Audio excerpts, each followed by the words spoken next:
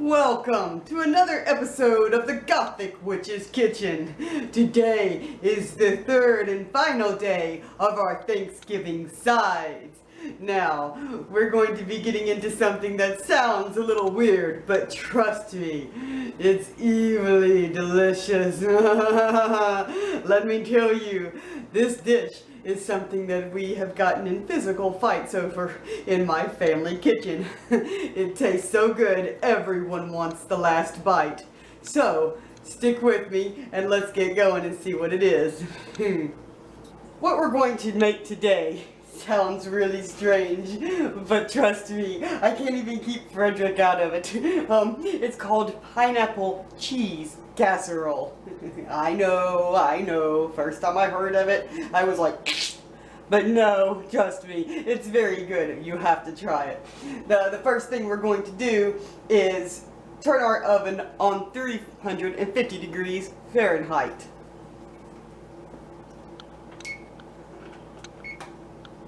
The next thing we're going to do is we're going to melt a quarter of a cup of butter.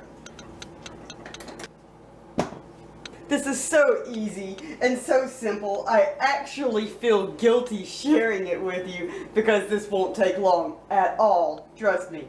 The next thing we're going to do is we're going to open up a 21-ounce can of pineapple chunks. Not the crushed pineapple. You want the chunks. And we're going to drain it but reserve the juice. So we've got some of the juice set aside. I'll drink whatever's left over or put it in a potion. It's really good if you're making an evil potion because it sweetens it and then people don't know what they're getting and they're like, oh, this is so sweet. I can't stop drinking it. And the next thing you know, toad. But anyway, we're going to get started on this. What we're going to do is we're going to add a half a cup of sugar. I love sugar. It's so sugary. Okay, and then to that half a cup of sugar, we're going to do 3 tablespoons of flour. Make sure it's all-purpose, people. 1, 2, I know I'm blocking. 3. We're going to whisk this together real fast. Just enough to incorporate it. Since we've mixed the flour and the sugar together, I'm going to add a little bit of this juice. Just a little bit. You want to keep an eye on it. You kind of want it a little bit pasty.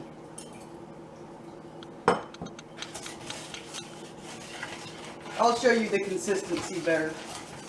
That might actually be a little too much, but it's okay. It'll be fine. This actually looks almost like pancake batter, but that's okay.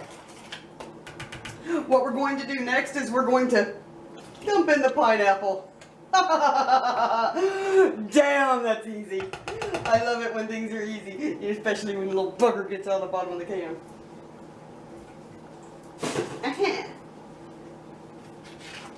Now that that's mixed in, we're going to add 1 cup of sharp cheddar cheese. Now, this is one of those things where I kind of suggest that you stick with the type of cheese that the recipe calls for because you want the sharpness of the cheese to play off the sweetness of the pineapple. It really helps pull it together. I know this sounds strange, but trust me.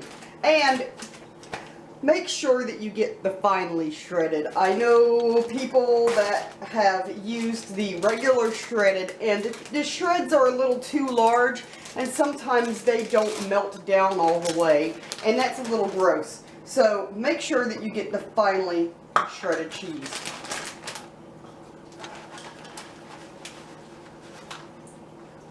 Mix in a cup. Oops, a little bit extra. I'll never tell. Now I'm just going to get the spatula and I'm just going to stir this around and make sure that the cheese and the pineapple are coated with that flour mixture. Don't you hate it? When a piece, look at that. That is a piece of the paper from the can. I hate that. Nobody's perfect. Oh, my minion is already sniffing around. She knows something good is coming. She knows she loves it. No, really, I don't give her this. It's too sweet for her.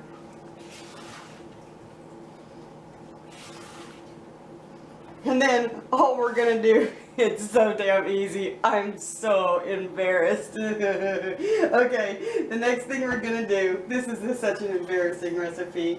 It's just embarrassing, actually. It's so easy. Okay, I'm going to get a sandwich baggie. I would suggest not using cheap ones. You know what? I might do it in the package itself.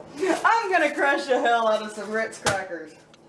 The recipe calls for that 1/4 of a cup of butter and 1/2 cup of Ritz crackers. I mix up a whole thing.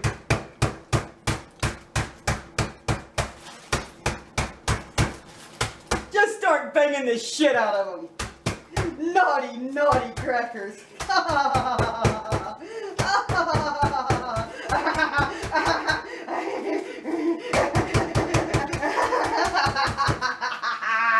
This is the stuff that makes kitchen fun. The kitchens are fun. The kitchens are fun. Is it totally diabolical of me to like crushing things? I'm crushing your head. I'm crushing it.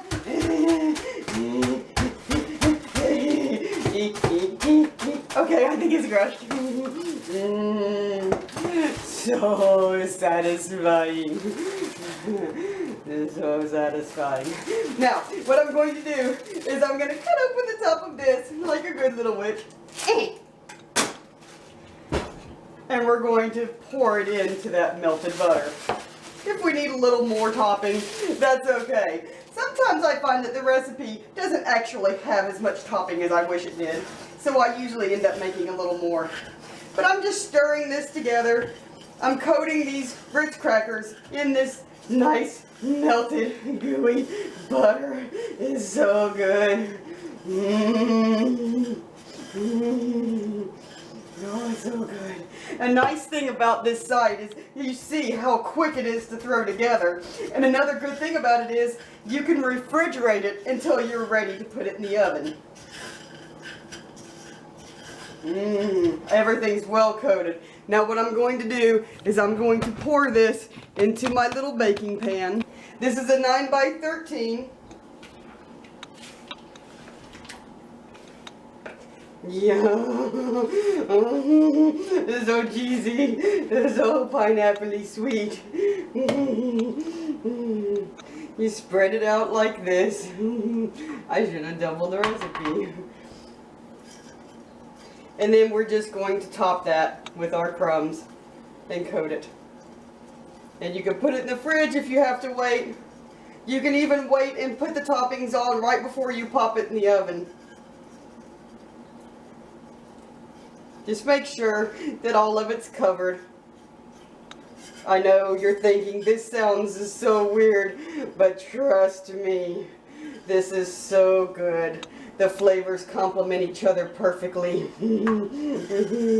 My husband loves it too, and that's always a win with me.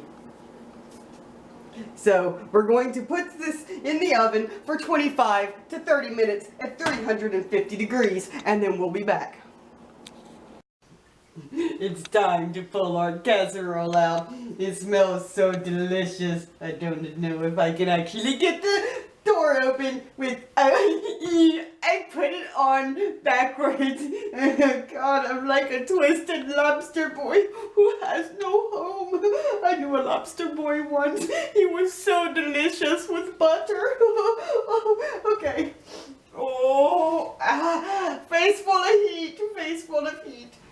Oh, it's so good. The cheese.